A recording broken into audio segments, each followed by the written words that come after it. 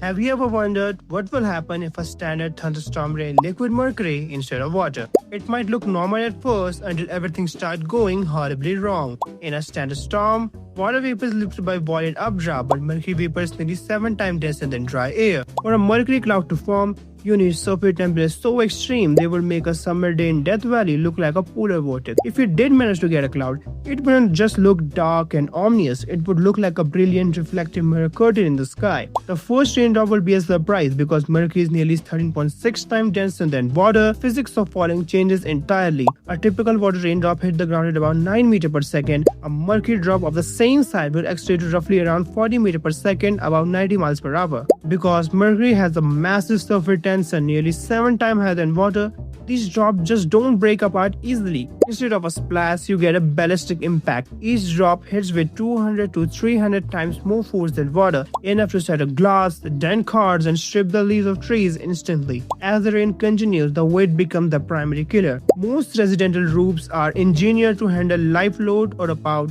20 pounds per square foot. With less than an inch of mercury accumulation, a standard roof would suffer catastrophic collapse. Your house wouldn't just leak, it will be physically crushed by the weight of a metal ocean sitting on its shingles. The chemistry is even scarier than the weight. Mercury has a particular appetite for aluminium. It forms an amalgam that prevents aluminium from forming its protective oxide layer. In a mercury storm, any exposed aluminium from window frames and power lines to the wings of airplanes begin to dissolve. High tensile power line will crumble, causing a total failure of electrical grid. If a plane were caught in the storm, the mercury would eat through the airframe in a self-propagated reaction that doesn't even consume the mercury.